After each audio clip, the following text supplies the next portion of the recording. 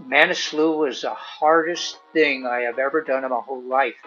Not just running, but the hardest thing that I have ever done. There's really no rule that I've found that I can apply consistently to every single athlete that I coach over 65. It's really all about coaching the athlete and the individual. Why am I doing this? I am not gonna quit. I'm gonna, I'll die on the trail or I'll get there. I've not died yet, so. One of my favorite quotes about coaching came from Katie Ledecky's coach, Bruce Gemmell. And he said that we don't do any secret workouts. There's no silver bullet sets. We just focus on doing the simple stuff really well. And that's basically my coaching philosophy in a nutshell. The platform that I have, the purpose for running is that it gives me the ability to share with other people something that's super important. Welcome to the TrainingPeaks CoachCast. I'm your host, Dirk Friel. In each episode, we'll sit down with industry experts to discuss coaching methodologies, the latest research, and leading tools for endurance training. Visit trainingpeaks.com for more training and coaching resources. My guests today are Land Heintzberger, who is a coach at Ironworks Multisport, and I also have one of his athletes, David Babbitt, as a guest. I wanted to get David on the show as he is a very rare human being who is pushing the limits of human performance. You see, David is a 75-year-old ultra runner who lives in Nepal. In 2022, David completed the 7-day Manaslu Ultra Trail Race, which covers a total of 122 miles, 35,000 total elevation gain, and tops out at 17,000 feet above sea level. He completed it in 41 hours and was nowhere near being last place. Land is David's coach, and when I heard about this dynamic duo, I knew I had to learn more about both of them and the training practices they've developed over a decade of working together. I hope you enjoy the show. David and Land, thanks so much for joining me today. I'm looking forward to today's chat. So am I. All right, thanks. It's good to be here. Yeah, I don't know where to start. There's so many questions I have lined up here for you guys. I mean, David, you're a world-class athlete. All the things you've done, and I think about a race you did last year, the Manaslu. What was that Manaslu Trail Race? And 122 miles, 4 days, 41 hours, 35,000 vertical feet of climbing. No, it was more than that. It was 36,000 feet. That's a whole lot more than I can do. And on top of that, you just turned 75. Is that right? January 10, yes. Nice. Well, again, how many folks in the world can do what you do in the mid-70s? I mean, there's just a handful. I mean, seriously, world-class, very rare breed. Well, I suppose I'll probably run until I die, or until Land kicks me out, whatever. So. No chance of that. And Land, you're half the equation here. You're the guy that kind of orchestrates a lot of this and a lot of this great success that David has had. Land, tell us about your coaching business, where you're at, and how did you guys meet? Well, yeah, definitely a great backstory there. David and I connected. I actually went back and just found the email that we got through the TrainingPeaks Coach Match program from December 2nd, 2013 from Kelly Stuyven.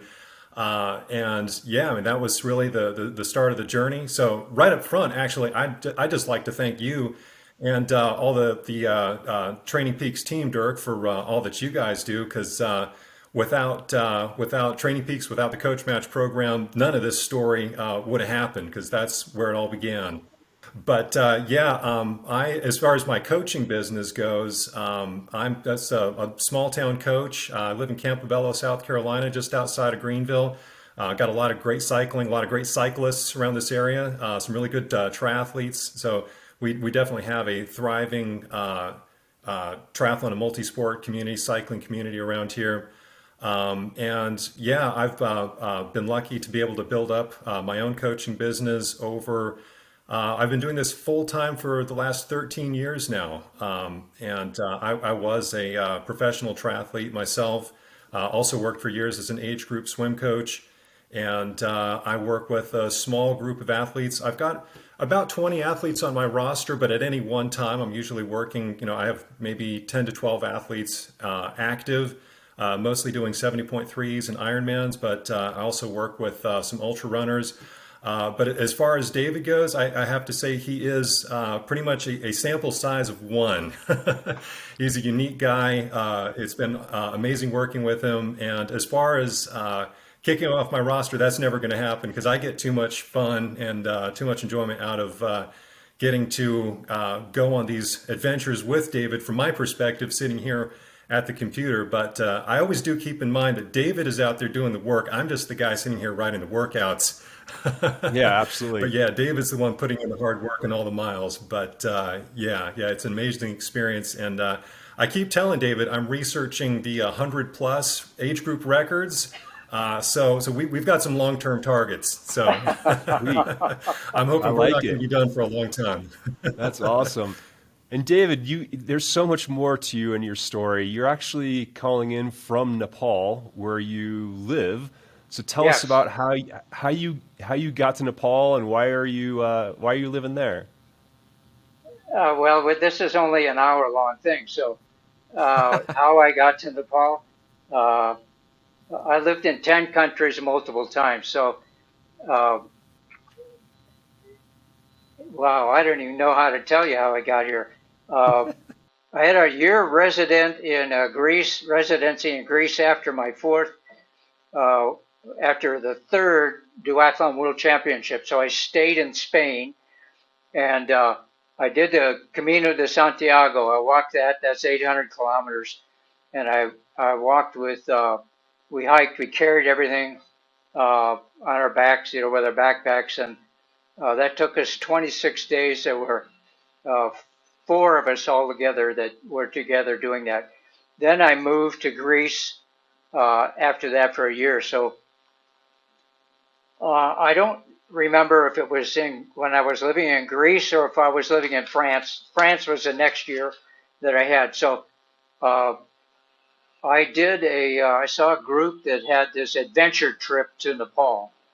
And I came to Nepal and did the adventure trip with them. We did whitewater rafting, whitewater kayaking. We did jump off a bridge with a rubber band on your legs, and mountain biking, and a bunch of trekking. So that's how the first time I got here, and I loved it. And I've come back 4 times to Nepal through all of the years. And so that's how I got here. The last time, now I'm trying to get a 5-year visa here. 5-year resident visa. Immigration chief here says that he's doing everything he can possibly do for me to get that to stay. So I'm renting kind of an apartment here in Nepal. I just love where I'm at right now, and it's a good area to do some training.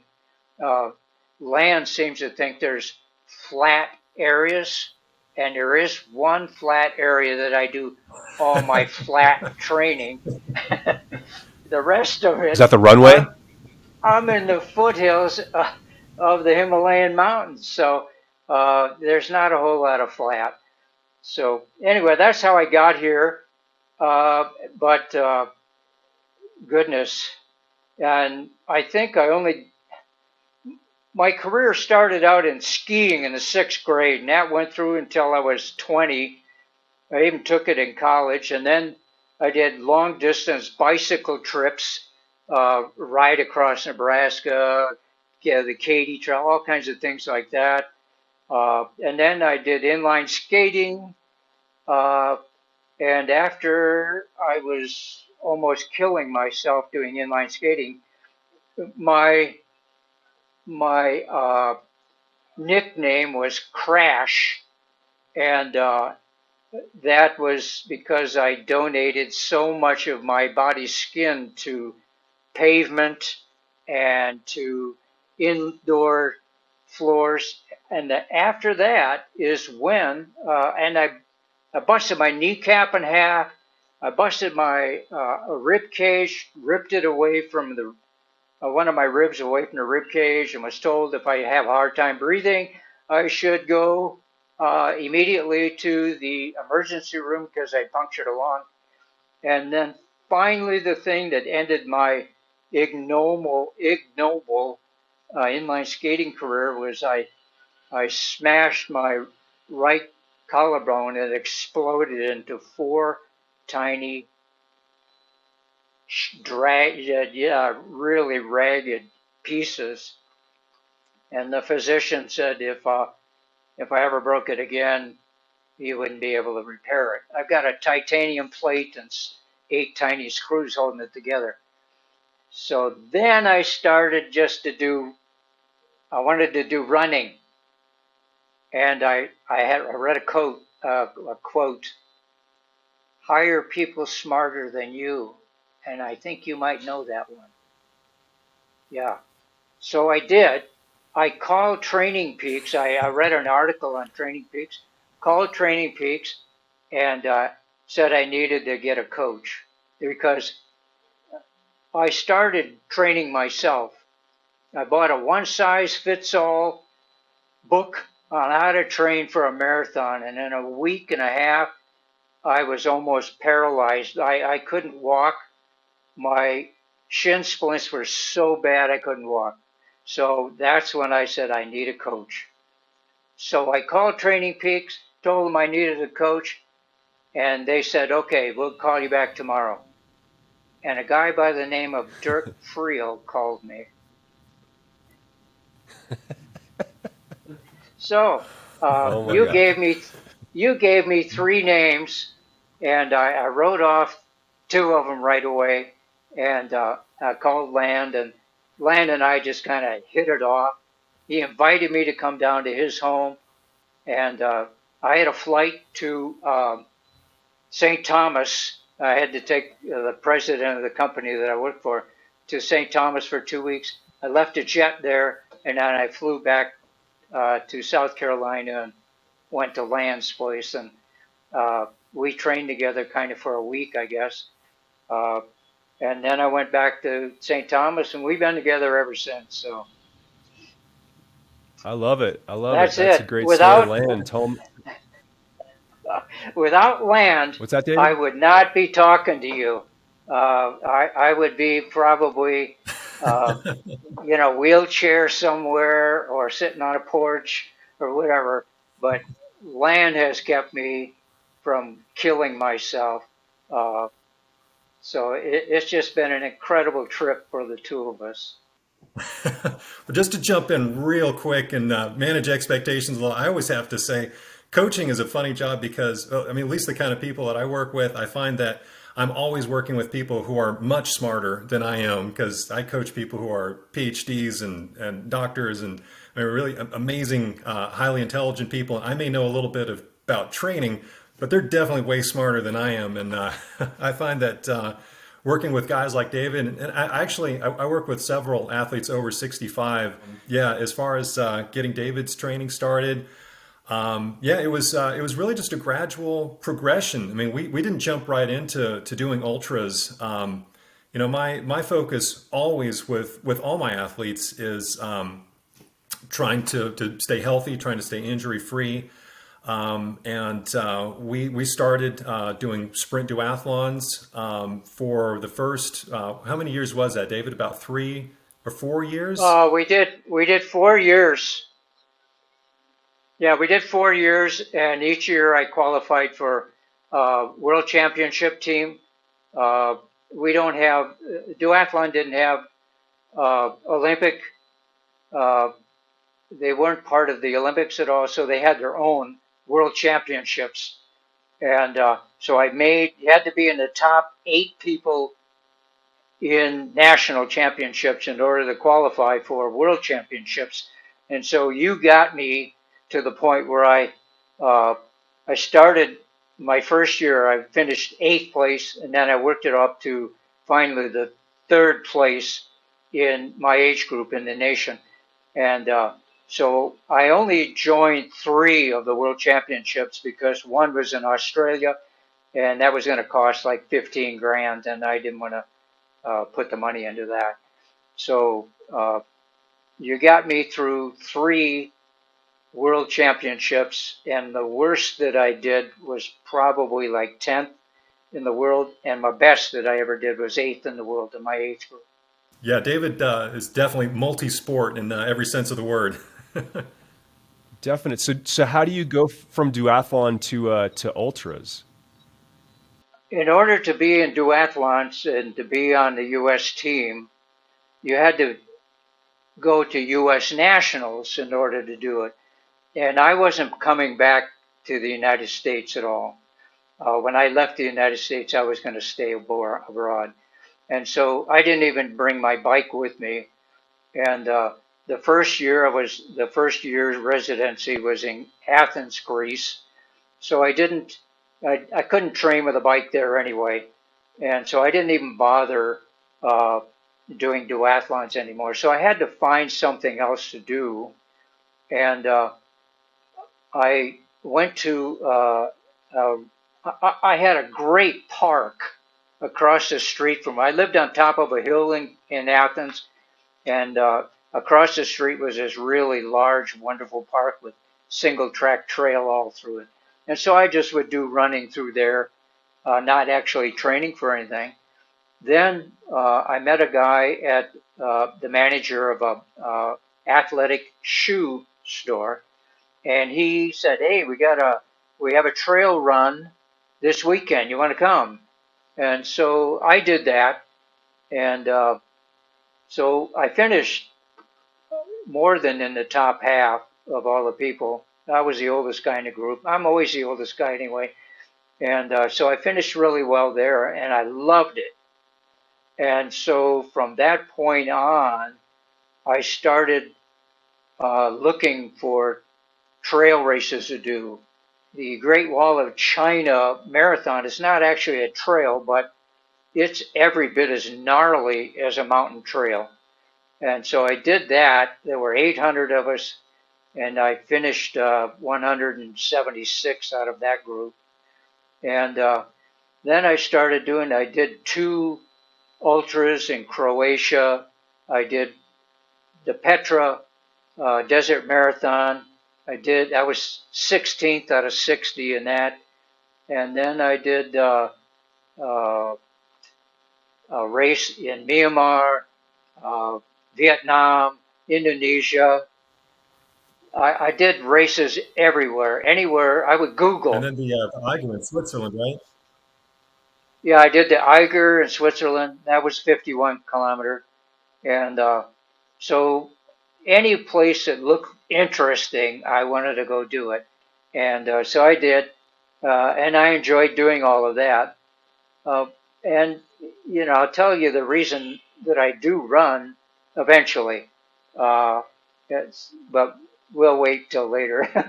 So anyway, yeah, that's how I was able to change from duathlon to trail running, and then from trail running to ultra trail running, and from ultra trail running to multi-stage races. Marathon des Sables was a marathon the first day, a marathon the second day, a marathon the third day, and a double marathon on the 4th day, and then you had 36 hours to finish the double marathon, and then you had a day off, and then you did an 8K. After the 3rd day, I was my blisters had blisters, and I spent an hour in the medical tent, and they were trying to. Both my feet were just shredded, and they had to tape them all together, tape toes together, and I wearing gingy socks. I couldn't get the socks on. I couldn't get my shoes on, and so after the 3rd day, I had to quit. And at that point, I was 5 hours ahead of everybody in my age group. but I couldn't continue because I couldn't put my shoes on. And the temperature was 127 degrees.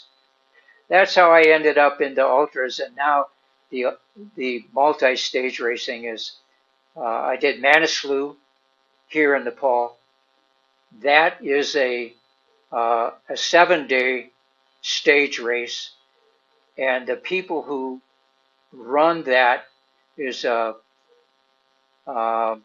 Nepal Trail Running or Nepal Trail Racing, and they are a top organization. Land and I are training for a 55K that I have in a week, I guess it is, a little more than a week. And then I have the Mustang multi-stage race. That's an 8-day straight, 8 stage race, and not quite as much elevation as Manaslu, but it's Where's that? That's here in Nepal as well. So the Manaslu Trail Race, it's high elevation, and it is, I guess it's arid, whereas Manaslu was, we would go through very tight gorges, and there was a lot of trees and everything. So, and then once you got above that, started getting above tree line, you could start seeing, I mean, the mountains were just incredible. That's Himalayas there. So that's it, where my race. And after that, I'm not sure what I'll do. If I'll still be able to stay here in Nepal or go back to China. So. Wow. Well, I'm glad to hear you're human and actually dropped out of a race. Because you keep going and going and going.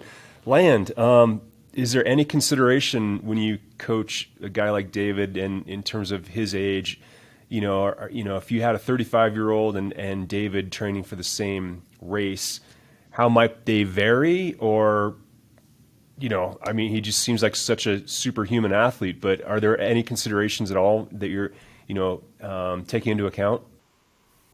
Yeah, that's a great question, and that's something that I have given a lot of thought to, because I do coach, like I said a little earlier, I coach several athletes who are over 65. And the thing, well, I mean, first with David's races, the races themselves are so rigorous.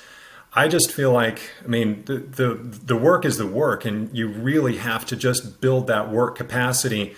And as far as the age, I find so much that it really just depends entirely on the individual, because there's really no rule that I've found that I can apply consistently to every single athlete that I coach over 65. It's really all about coaching the athlete and the individual. And that's really what my whole coaching business has always been based on. I've always enjoyed working with a small group of people. I hear stories about people working with like 30 or 40 people at the same time, and I can't imagine. I can't imagine keeping it all straight, because I try to really get to know people. I try to really develop a personal relationship. I try to spend a lot of time communicating. I always feel like the coaching really starts with the workouts. It really begins there, and the real coaching happens with the relationship that you build with people. Yeah, as far as David's training, I think what we focus on is just trying to do the simple stuff really well. One of my favorite quotes about coaching came from Katie Ledecky's coach, Bruce Gemmell. And he said that we don't do any secret workouts. There's no silver bullet sets. We just focus on doing the simple stuff really well. And that's basically my coaching philosophy in a nutshell. And with David, we do include some strength work. We include some core work, but it's simple stuff. There's no magic formula there. It's just really building strength and stability. But a lot of the work that we do is really just out on the trails. And David is fortunate to be able to live in a place where And I do realize that there's limited flat terrain around the Himalayas, but there's a lot of great trail running. We even sort of have our own shorthand for Babbitt flat or Heintzberger flat, because my definition of flat is never quite as flat as Heintzberger flat basically translates into hilly. Babbitt flat is flat, but basically we have one flat route in Pokhara, and everything else is all up in the hills. But it's just a lot of time on the trails, a lot of time on the hills, just basically building up that work capacity and putting in time on the feet, really simple stuff. But David's the guy who goes out and executes it on such a consistent basis, and he really is. To praise David a little bit, he's meticulous about his training, about his recovery, and maybe David might even want to touch on that a little bit, because I feel like recovery is a really big part of the equation here, because David does train at a pretty high volume for any athlete of any age. When David was on the Camino in Spain, he was putting in 20 hours a week on his feet. That's a lot of time, but David is so meticulous about what he does in the time between the workouts that I think that's what enables us to really put in the high volume on such a consistent basis. Yeah, David, can you tell us what your volume looks like now, and tell us a little more about your recovery secrets? Most of my recovery is based on what Land is telling me, what not to do. And but when I first, let me go back here first. When I first started to do inline skate racing, I was doing biking, and I didn't have any coaches for anything. And then I saw a bunch of teenagers on the modern day inline skate racing. Their boots, the old rollerblade things were, like ski boots with wheels on the bottom, essentially. But these kids had these specially made for them skates. And I saw that, and I watched them do pace lines, and that now that's something that I would really enjoy doing. Since I wasn't doing any racing at this point in duathlons, I saw them do that, and they talked to me about a race. It was called Athens to Atlanta, and it was like 50 some miles, I think. And I said, whoa, now that sounds something like I would love to do. And so I went ahead and bought $1,500 pair of skates, and the wheels and all that, with all the good stuff. And I had a whole month to train. So we were, if you did the whole thing, it was over 50 miles. And I thought, well, okay, I'll do 35. I did the shorter one. I did 35 miles, and I had a whole month to train for it anyway. So, and I didn't even know how to skate. So I just watched some YouTube stuff, and I watched these kids do it, and I picked up a lot of stuff from them. And I went down, and I didn't know anything about nutrition. I didn't know anything about hydration. And I didn't have anything to carry any of that. That was it. I'm just going there, and I'm going to skate like mad. So most of the sports, when I first started, my enthusiasm and my mental attitude towards that discipline was a whole lot stronger than any ability to participate in that discipline. So once I got connected with Land, I started learning about, nutrition, hydration, and recovery. Recovery day, you don't go out and you don't, have fun doing whatever else. You lay on the couch and try not to eat too much pizza or whatever. So essentially, my recovery then is I would the nutrition before my workouts was important. Then the workout, during the workout was important. Here, we're dealing with, I'm in spring and the temperatures here are in the 80s now every day. And so I will sweat a bucket of water. If I look at the amount that my watch says that I have, they estimate how much I've done. I lose more than a couple liters of water over an hour or two because of the temperature and the exertion. So I have to then, I have to keep that up with the electrolytes while I'm doing it, especially when I was training for Marathon des Sables. I needed to, I took an electrolyte tablet every 30 minutes. I drank a liter of water. I would take a sip every 5 minutes, and it'd be at least a liter an hour that I'm drinking. And I had to take in a 200 to 400 calories every hour as well. So I had to carry enough nutrition with me. So from that, I was able to transfer all of that now into the ultra running. And so when I'm done with my running, I've made sure that I've had enough hydration and enough nutrition, but then I need to have within 30 minutes, the typical within 30 minutes, the right amount of protein and enough carbohydrates, etc. So I do all of that as well. And then I don't do anything else the rest of the day. I try not to exert anymore. I live on the 3rd floor, so I have to climb three sets of stairs anyway.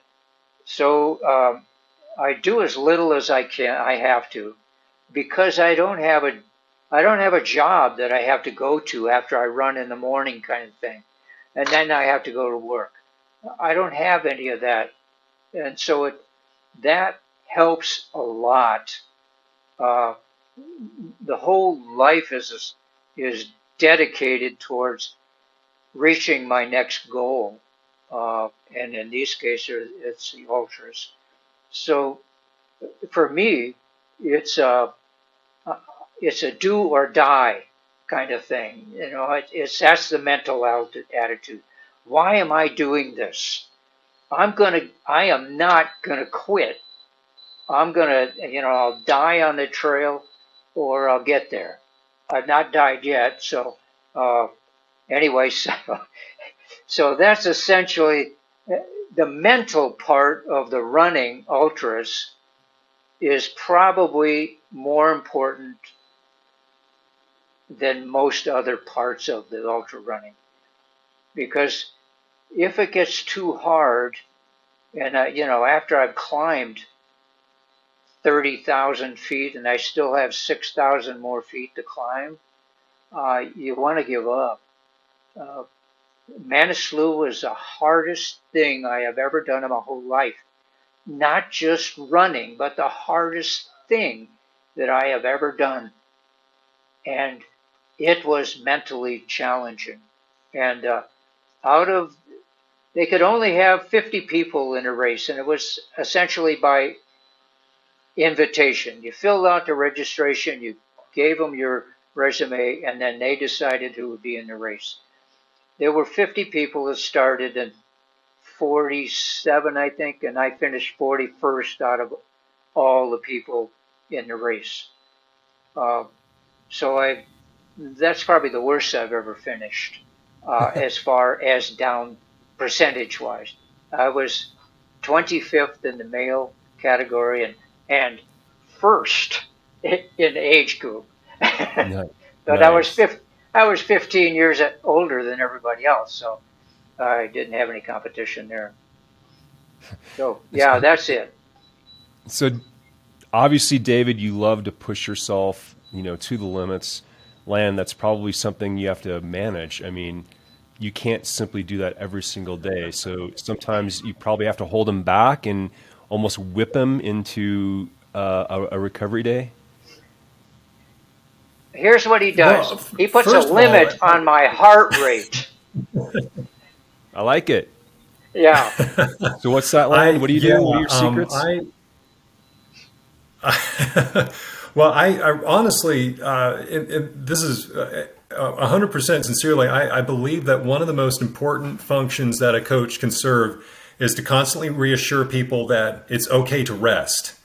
Because I know as an athlete, my default setting through all my years was to figure out how far I could push myself and then go further and further and further over the edge. And I definitely tipped over the edge into real overtraining on more than one occasion during my career.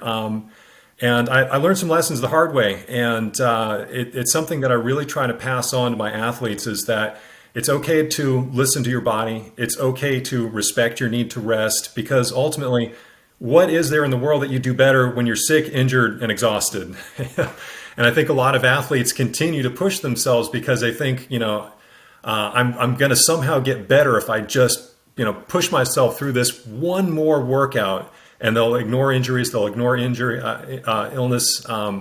But no, I honestly feel like trying to reassure people that it's okay to rest, and that rest is not only necessary, it's actually a productive part of the training process. So that's very, very important. And as far as David goes, I don't have to do any whipping or anything like that. David is meticulous about following instructions. I guess that's from years and years of being a pilot, but I know if I put something down on TrainingPeaks, it's going to get done to the letter. So there's never any back and forth or arguments about if I put down a rest day, and there are some people I coach. I was one of these athletes myself. I'll put down a rest day, and I'll see like a 2-hour ride pop up or something like that on TrainingPeaks, and there are occasions when I need to have a talk with people and just say hey, those rest days are there for a reason. That's really important. You need that time to rest. You need that time to rebuild and recover. But that is something that I always have to praise David for. Whatever's on the schedule, whether it's a rest day or whether it's a 6-hour hike in the desert, unless there's a hurricane coming in or something else, David's going to get that done. Are you getting really good at predicting when he needs the recovery day, or are you also waiting and looking at some of the metrics coming through, or how he's, his sense of fatigue or any kind of like bad sleep, or are you making game day calls, or are you like really good at predicting a week out when we need the recovery? I think it's a little bit of everything that you just mentioned. I do try to schedule the training cycles so that we're getting those recovery weeks before the wheels fall off. But there are game day adjustments on occasion. That happens very infrequently, though, because David is so meticulous about following the workouts and about the recovery between the workouts. In all the 10 years that we've been working together, injuries and illness have been very, very infrequent. We've missed very, very few training days. And I think that's why David has been able to progress so steadily throughout the years, is that we've never, there have been a few days here and there, but we've never had to miss a week or, months long blocks of training or something like that really derailed a whole season due to illness or injury. There's definitely, I always try to plan the training cycles so that we're not getting to that stage where injury and illness are derailing things. And there's a lot of communication. I do follow, the training metrics on TrainingPeaks very closely. David is meticulous about uploading and recording his data. But I also keep in mind that, there's stuff that happens in the real world too. I love TrainingPeaks. I look at those, the TSS numbers and the TSB and the ATL numbers every single day. But I also recognize that when you're out on the trails, there's a lot of stress that is difficult to quantify through data as well. So Yeah, it's definitely all of the above data, and a whole lot of communication too. Yeah, David, what kind of routine do you like throughout the week? In terms of like volume versus intensity versus recovery. Monday through Sunday. What does a typical week look like? There aren't any typical weeks. Ah, I don't okay. think there are. Uh, it depends on, obviously, on the race. Um, when I was running across the training for Manaslu, I was in Spain, running across the Camino, and that was 800. I did more 880 kilometers, I guess, over the whole Camino, and uh, typically, if you were divided up, you were going to do 10 miles a day, kind of thing. But because the lodging, the albergues, as they're called, the hostels, are not evenly spaced out across, the towns and the cities and everything, they they are not spaced apart. So you had to just figure out how far. And again, I'm running across. I think across the Camino, there's about three uh, small mountain ranges. The first one is the Pyrenees, and then you go through other very. The whole trail is lumpy, I would say. That's hilly, and more than just hilly in most places, in many places. So there wasn't anything typical. You just had to do the mileage and stay within the And if I could parameters kind that of jump the in just coach to gave say a me. couple of words about the Camino as well, I think I'll jump in a second. I'm sorry. Oh, I was actually just going to say that. I'm sorry, I didn't mean to interrupt. I think it dropped out for a second, and I thought you were finished with that thought. But I just kind of wanted to add a little bit about the Camino as well, because I think it brought together a whole lot of things. Because one of those being David's purpose and sense of purpose for what he does with his running. Which I think is really important for every athlete to kind of connect with the why of what you're doing and why you're doing it. But also the time on the Camino was very integral for the stage racing, because stage races are a difficult thing to train for, because you just have Yeah, to simply spend so much time on your feet. And if you're doing that on the same routes every single day, it gets pretty monotonous and pretty boring. But with the yeah, Camino, and also this is, if I can just kind of get this in there too, there's so much talk about, AI replacing coaches, or, why hire a coach when you can just buy a training plan? And I'm not against training plans, because they're great. I've got some for sale on TrainingPeaks myself. And for a lot of athletes, they're a terrific fit. But I think there's always going to be a place for real coaches. And I think David's time on the Camino is a perfect example of that, because we were literally planning the route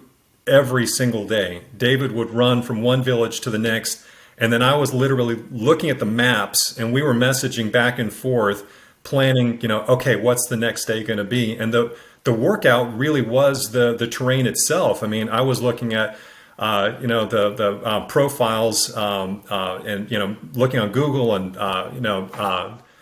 Map My Ride, and all these different websites coming up with the information, so we could plan, what the distance was going to be, what the amount of climbing was going to be that day.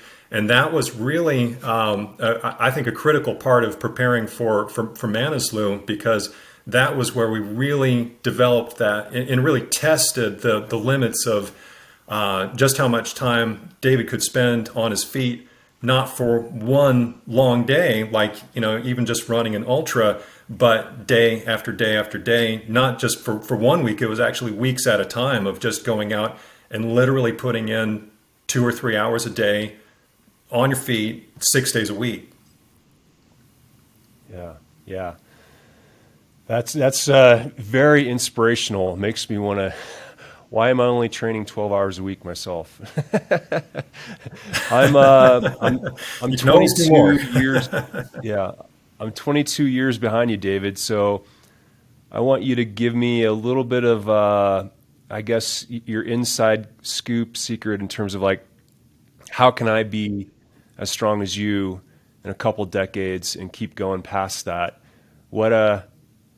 What kind of, I guess, insights can you pass along to listeners to help us out? I think there has to be a reason why you do it. It's not just to stay healthy. Um, and the thing with trail running for me, I love being able to go out and just, it's all new, all this terrain is different, and et cetera.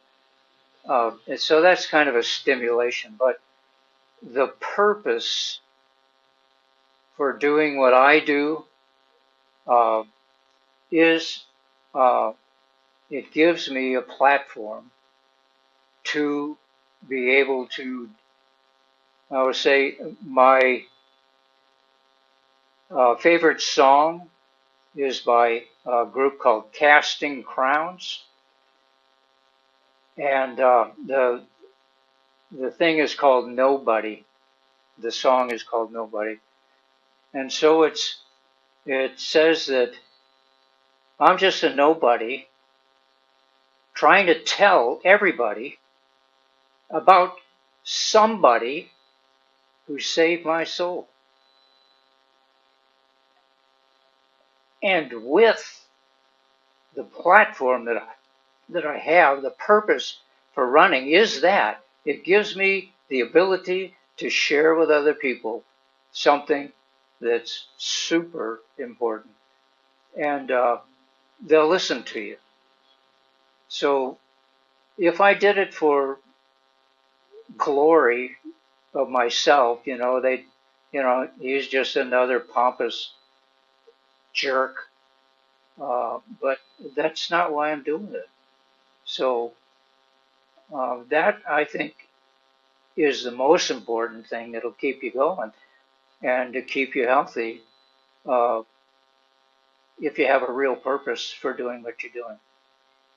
So that goes for anything that you actually do.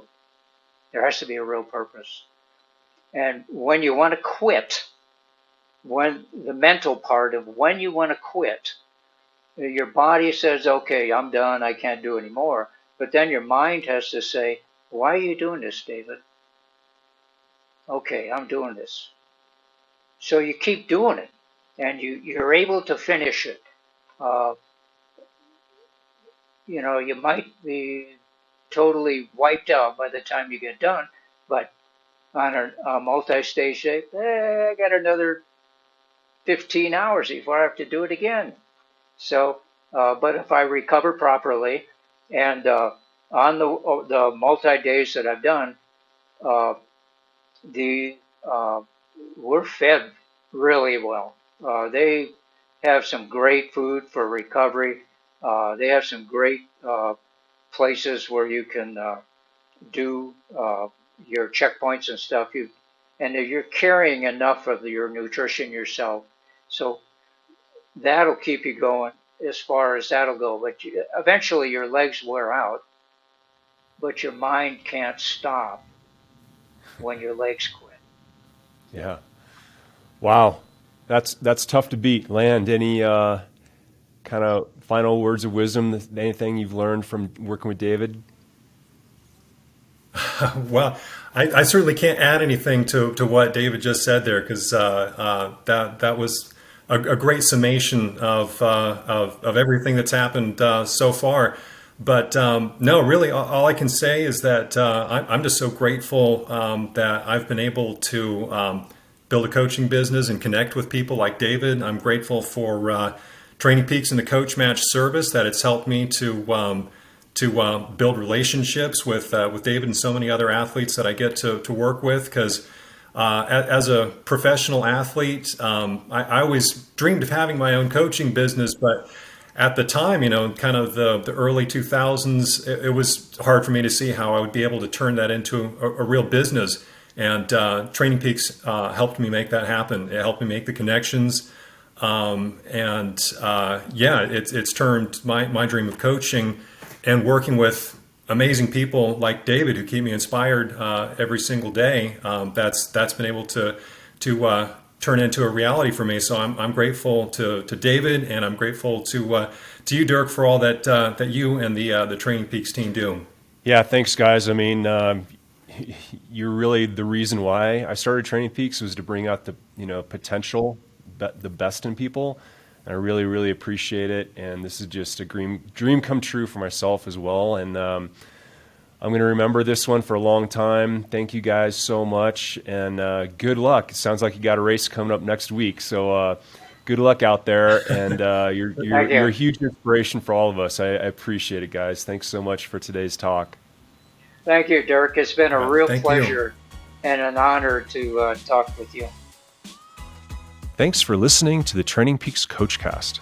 Visit trainingpeaks.com for more training and coaching resources.